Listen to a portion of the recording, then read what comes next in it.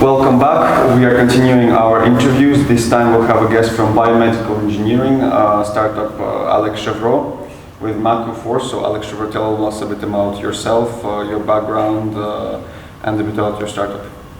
Okay, so I'm co-founder of Macu4, of Macu, and I'm working there as Chief Operation Officer and also as engineer. And apart from that, I'm president of Hacker Health Association.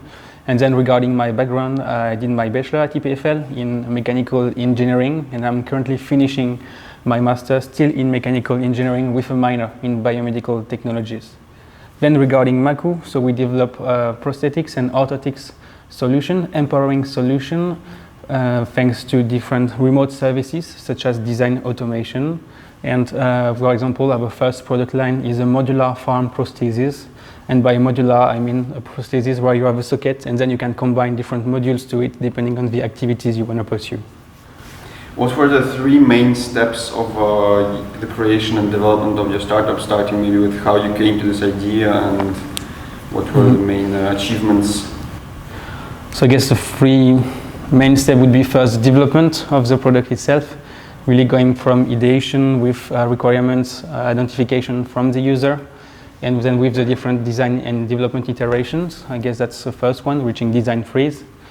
Second one would be maybe creation of our documentation and our quality management system, which really helped us a lot to get then certification and therefore access to market.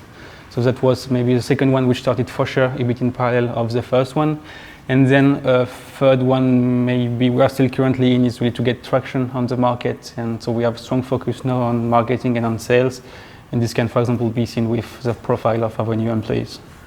What makes your company, your products special, and what differentiates it from maybe other competitors in the region? Maybe the first one would be our vision. We really try to make the world an inclusive playground. And as I mentioned, we have this first product line with the modular farm prosthesis as a solution, and it's really helping us at making it more accessible. It makes it more accessible in the way that we use design automation to make procedures faster, so less time consuming, because if you would go, for example, with a more traditional approach, a more conservative approach, then it requires a lot of human resources from professionals, from physicians, and we really try to tackle this limitation and make it therefore quite fast and well customized, let's say. There are many other approaches, and we try really to do it with a B2C model, and that's also something, a strength for us. And we really try, I guess, over and do that, but to have a user-centric development approach. So we have really core members, core testers of our users who really help us going through all our developments.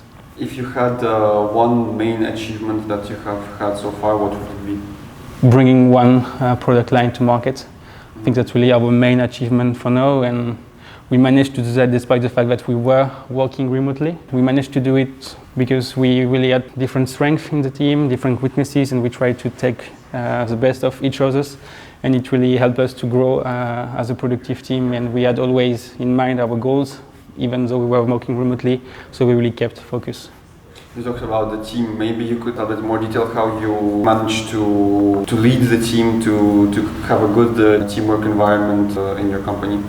Yeah, so I mean, since the beginning we were really working remotely, even sometimes from different countries. And we really try then to keep in touch, to stay with different calls within the week and try to get motivation still up. We had different tasks, different areas of responsibilities between each other's. As long as we are still the three co-founders, and now we have employees coming in. And I think, we try just to have this great structure and great spirit still as a startup, let's say.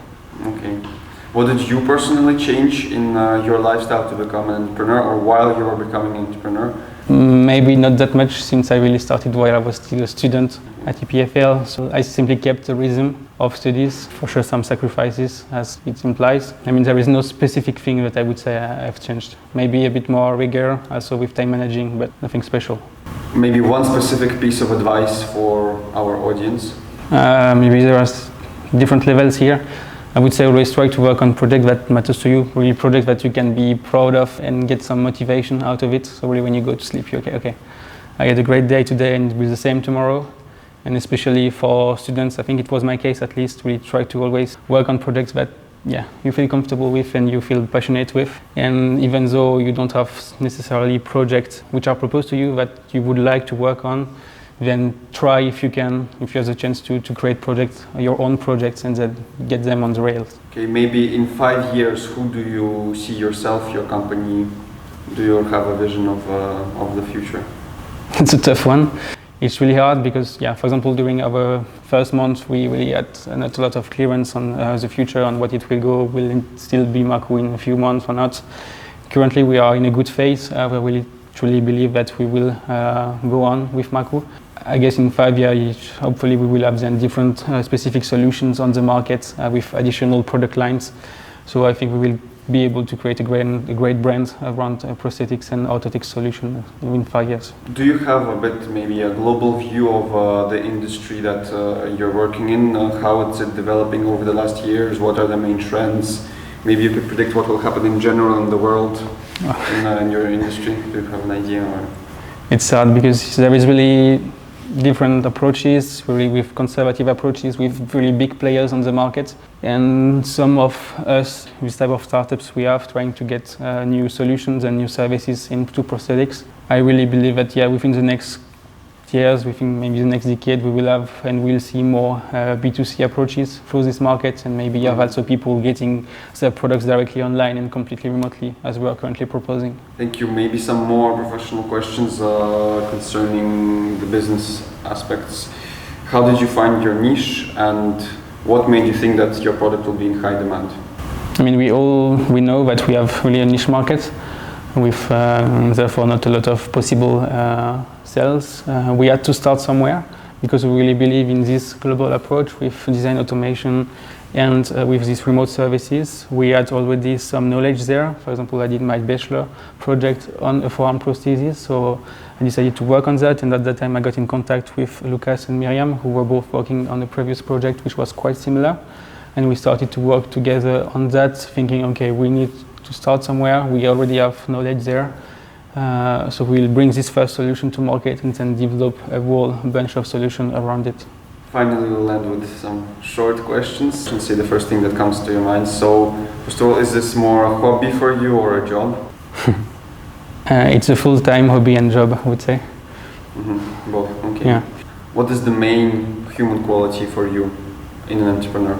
I guess here it's really, it's not sorry as an entrepreneur, but really being able to understand our users.